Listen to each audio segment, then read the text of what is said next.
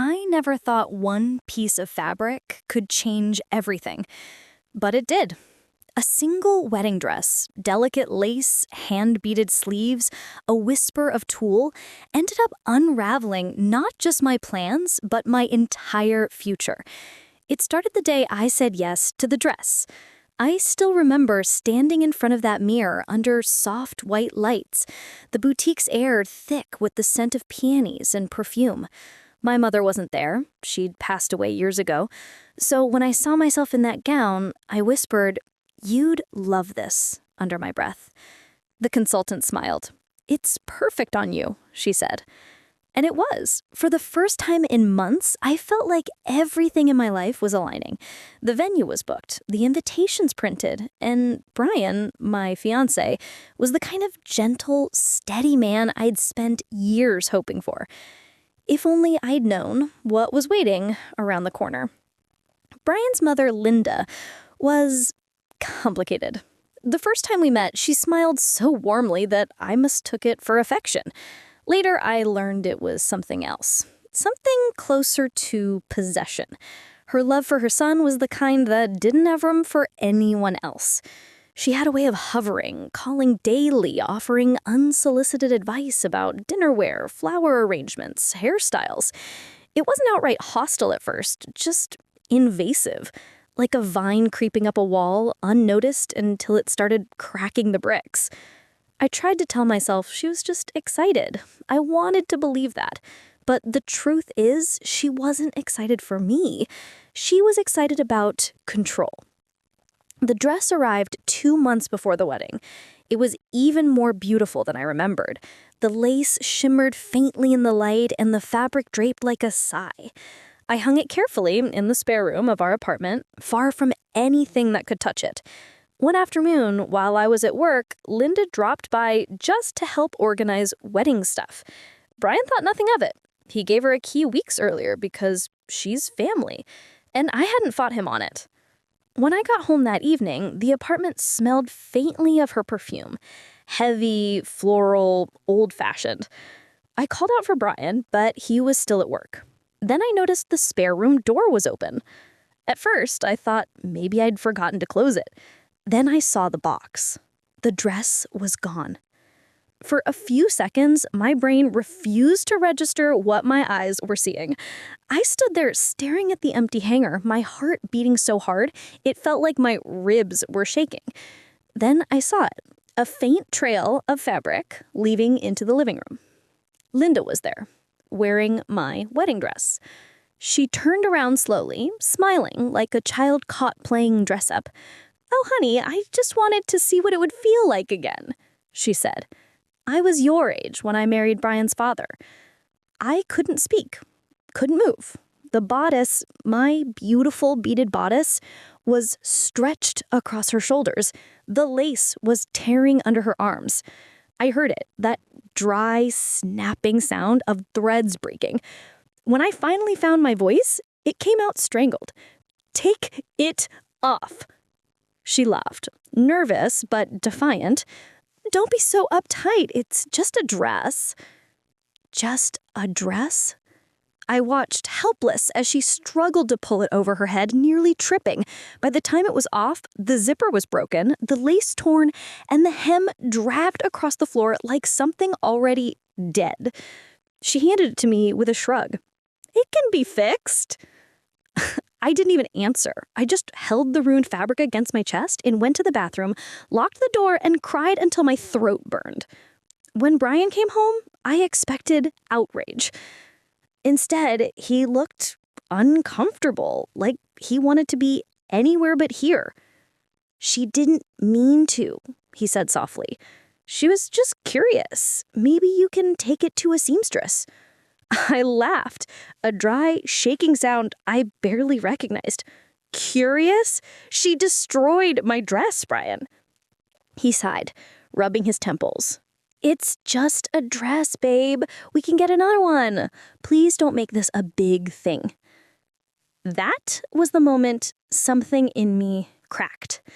Not all at once, not a clean break, but like glass, under pressure, hairline fractures spreading in every direction. Because it wasn't about the dress anymore. It was about him choosing not to see. The next morning, I woke up feeling hollow.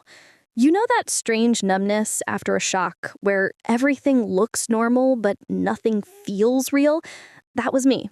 Walking, talking, functioning, but completely detached from myself. Ryan left early for work. He kissed my forehead, said something about not letting it ruin our week, and was gone before I could even look at him. So I did the only thing I knew how to do. I went back to the bridal boutique. When I walked in, the consultant recognized me instantly. "Back so soon?" she asked, her voice light and cheerful. I stood there for a moment, my throat tightening. Then I lied. My dress got damaged. She didn't ask how. Thank God. For hours, we tried on dress after dress. Each one was beautiful, but none of them felt right. They were all too heavy, too light, too ordinary. I didn't realize until that day how much meaning a single gown could hold, not because of its design, but because of what it represented. That first dress was supposed to be the beginning of something sacred, and now it just felt like a warning I hadn't listened to. Eventually, I found another one. Simpler, lighter, it fit well enough, and I told myself that's all that mattered. When I looked at my reflection, though, I barely recognized the woman staring back. Her smile was polite. Her eyes? Tired. When I got home that night, Brian was sitting on the couch scrolling through his phone. I told him I had bought a new dress. He nodded, barely looking up. "That's great. See? Problem solved." Problem solved. I wanted to scream, but instead I smiled and went to bed. That became our pattern in the weeks that followed. Me shrinking to keep the peace, and him pretending everything was fine. But the thing about silence is that it builds. Every word I didn't say piled up somewhere inside me, heavy and sharp.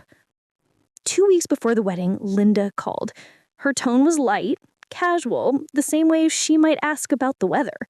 "So, what does your new dress look like?" "I'm not telling you," before I could stop myself. There was a pause, then a wounded laugh.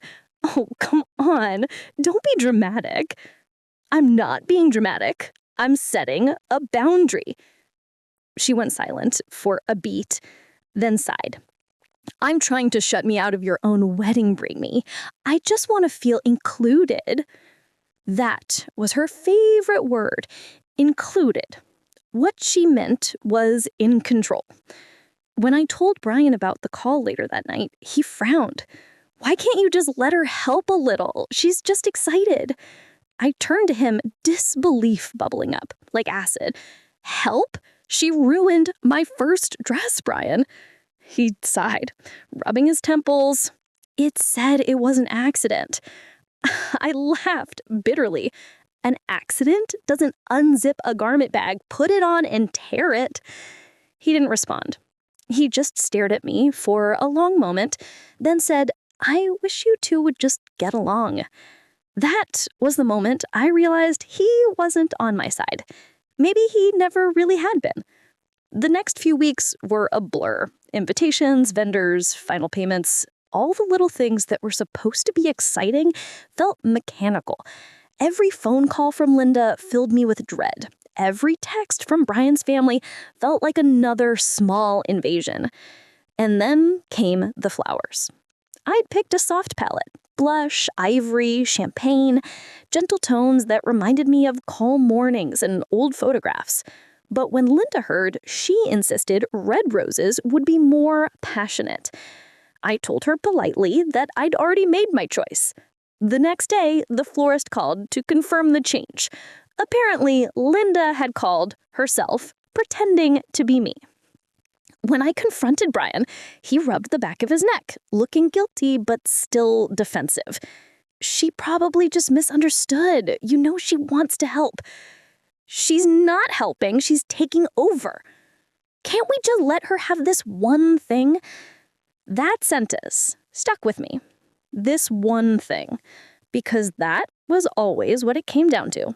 One thing after another, until nothing was mine anymore. The wedding was a week away when the final crack appeared. I came home from work to find Linda in our kitchen, humming softly while she arranged things on the counter. She didn't even look guilty. "Brian let me in," she said. "I wanted to surprise you." My heart dropped. "What did you do?" She smiled proudly and gestured toward the dining table. "I had your dress steamed for you. You left it in that closet. It'll wrinkle." For a moment, I just stood there, frozen. Then I walked to the bedroom. The dress was hanging in the open, uncovered, the train dragging slightly on the floor, and there, faint but undeniable, were dark smudges near the hem. Coffee stains, maybe. I felt something inside me go completely still. "Linda," I said quietly, "please leave." Her face tightened. "Excuse me?" "Leave. Now." Brian came home minutes later, confused, asking what had happened. When I told him, he groaned. "You're overreacting again. She was just trying to help." And that was it. I looked at him, really looked, and realized I was about to marry a man who would never protect me. Not from his mother, not from anything. That night, I packed a small bag and went to stay with my friend Emily. I didn't call, I didn't text, I just left. The next morning, my phone buzzed non-stop. Calls, messages, voicemails, half of them from Linda, half from Brian. The first few were pleading, then angry, then silent. By the end of the week, the wedding was off. He sent me one final message that said only, "I hope you're happy. You destroyed everything." Maybe I did. Or maybe I just refused to let everything destroy me. Sometimes I still think about that dress. The first one. The one she tore. How fragile it was. How easily ruined. And I wonder if that's all my relationship ever was. Something beautiful, but never meant to be handled by the wrong hands. In the weeks that followed, I kept waiting to feel relief.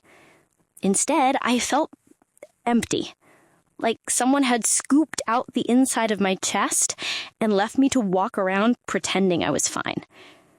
Every morning, I'd wake up at Emily's apartment to the smell of coffee and the sound of traffic outside. She tried her best to make me laugh. Silly jokes, bad movies, takeout dinners, and sometimes it worked. But when the lights went out at night, the silence crept back in. I kept replaying everything in my head, every warning sign I'd brushed off. Every time I told myself it was just stress, that every family had its quirks.